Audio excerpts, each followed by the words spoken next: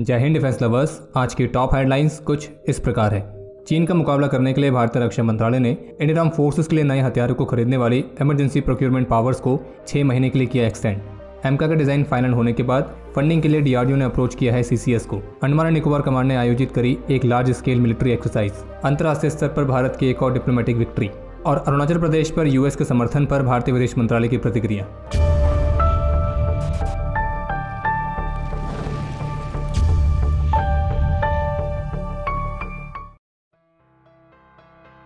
Latest media reports के मुताबिक भारतीय रक्षा मंत्रालय ने इंडियन आर्म फोर्सेस की जो इमरजेंसी प्रोक्योरमेंट पावर्स हैं तो उन्हें 6 महीने के लिए और बढ़ा दिया है, ताकि चीन के साथ लगे सीमा पर तैनात भारत की फोर्सेस अपने लिए हथियार खरीदने के लिए पेंडिंग पड़े एक्विजिशन को पूरा कर पाएंगे, ताकि हमारी जो तैयारियां हैं उन्हें और भी मजबूत किया जा सके। और इसको लेकर इंडिया टुडे की तरफ से जारी रिपोर्ट के मुताबिक इमरजेंसी प्रोक्योरमेंट पावर्स के एक्सटेंड होने के साथ ही इंडियन आर्म फोर्सेस खास तौर पर उन हथियारों को भी खरीद पाएगी जिनके टेंडर्स ऑलरेडी जारी कर दिए गए हैं। और ऐसे कई सारे प्रस्ताव हैं जो कई अलग अलग इश्यूज की वजह से अटके पड़े हैं और उनको क्लियर होने के लिए कुछ और महीनों का समय चाहिए था।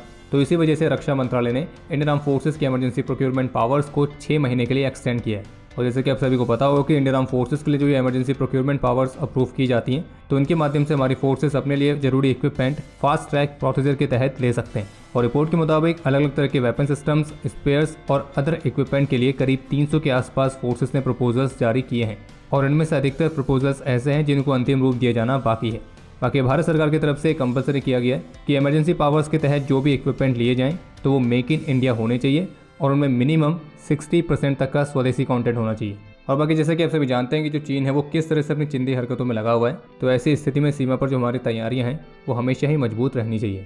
और एक अपडेट ये है कि अभी हाल ही में जो चीन ने अरुणाचल प्रदेश की 11 जगहों के नए नामों की अनाउंसमेंट करी थी, तो चीन के इस प्रयास पर यूएस ऑफिशियल की तरफ से बयान देखने को मिला है। और इस मामले पर व्हाइट हाउस का ये कहना है कि यूएस अरुणाचल प्रदेश को भारत का अभिन्न हिस्सा मानता है और जिस तरह से चीन यहाँ की लोकेलिटीज़ के नाम बदलने के प्रयास कर रहा है तो इन प्रयासों का कड़ा विरोध करता है।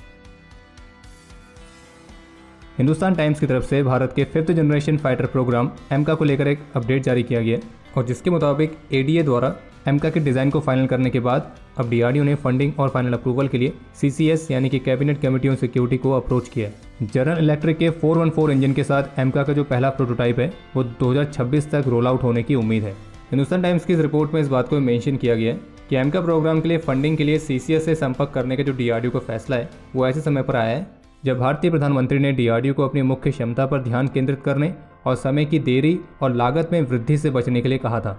और चूंकि भारत और अमेरिका जनरल इलेक्ट्रिक के इंजन्स के 100% टेक्नोलॉजी ट्रांसफर को लेकर भी बात कर रहे हैं, तो डीआरडीओ ने फैसला लिया है कि वे एमका और तेजस मार्क 2 इन दोनों ही फाइटर्स में जनरल इलेक्ट्रिक के 414 इंजन का इस्तेमाल करेंगे।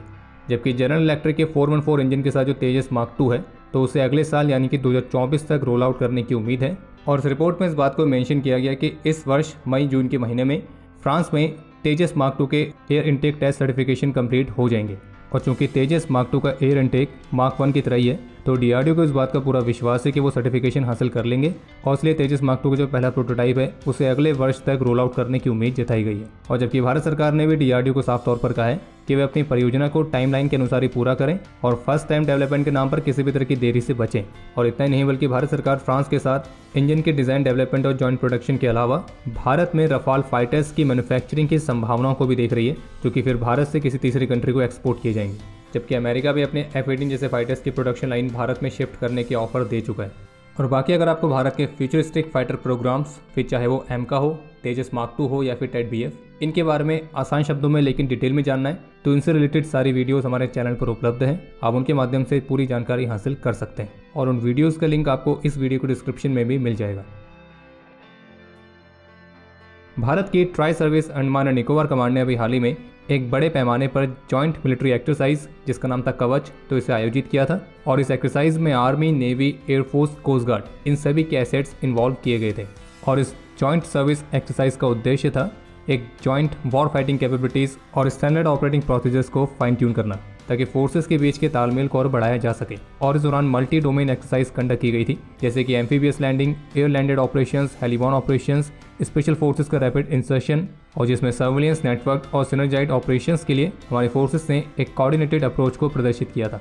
इसका उद्देश्य था और भी अधिक इंटरऑपरेबिलिटी को हासिल करना। और इस दौरान इंडियन आर्मी की शत्रुजीत ब्रिगेड, नेवी की special force Marcos, Andaman and Nicobar command के ट्रूप्स और भारत के tri service special operation division AFSOD, जिसका फुल फॉर्म होता है armed forces special operation division. तो इन सभी ने संयुक्त रूप से एक रैपिड रिस्पांस कैपेबिलिटी को भी डेमोन्स्ट्रेट किया था, जो कि इस बात को भी प्रदर्शित करती है कि भारत की स्पेशल फोर्सेस कितनी तेजी से अलग अलग स्थितियों में रिस्पॉन्स कर सकती हैं। और इस दौरान हमारी फोर्सेस का जो डेमोन्स्ट्रेशन था तो वो एक रियलिस्टिक टैक्टिकल सेटिंग में किया गया था। लेकिन अगर अभी भी आप में से किसी के दिमाग में केवल वो tri service special operation division अटकी हुई है, यानी कि AFSOD, तो उन्हें बता दें कि हम इस पर एक वीडियो करीब 3 साल पहले बना चुके हैं, जो कि हमारे चैनल पर उपलब्ध है। अब उसके माध्यम से इसके बारे में जानकारी हासिल कर सकते हैं कि आखिर ये tri service special operation division है क्या और ये बनाई क्यों गई।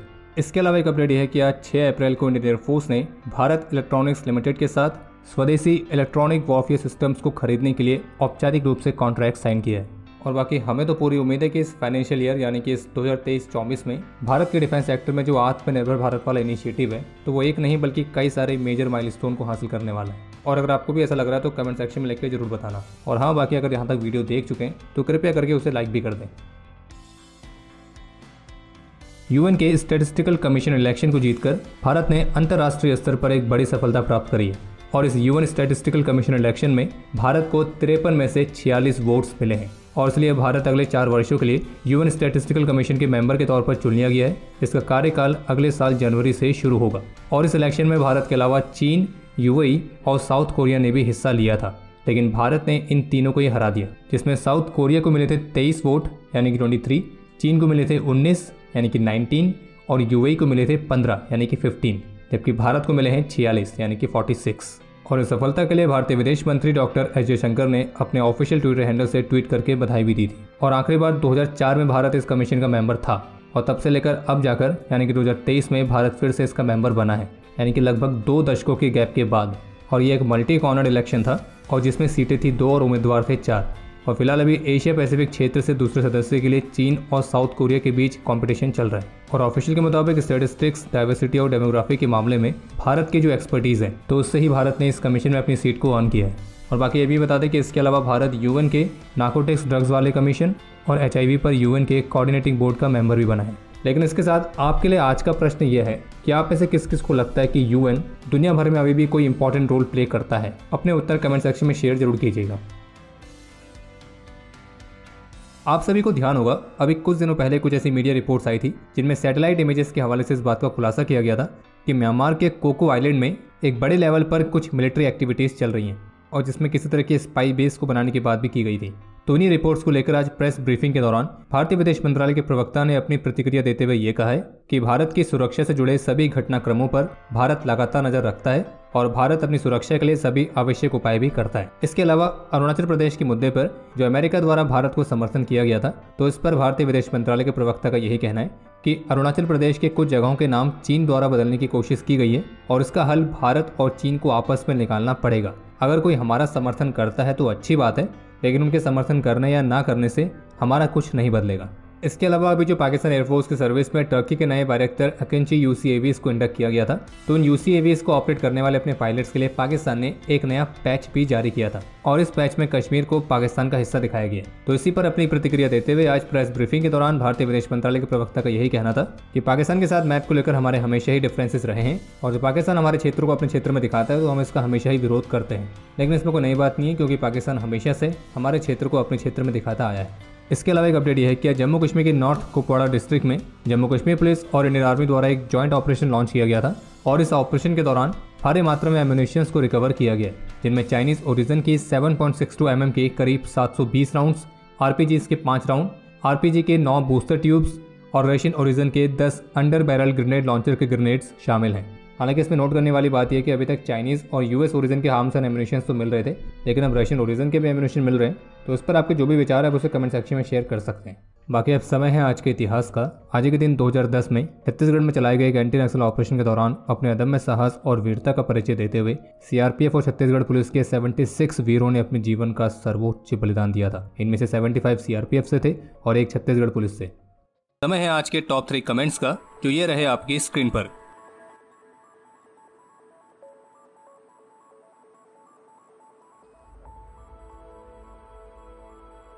आज के इस एपिसोड के लिए इतना ही। उम्मीद है आपको एपिसोड पसंद आया होगा।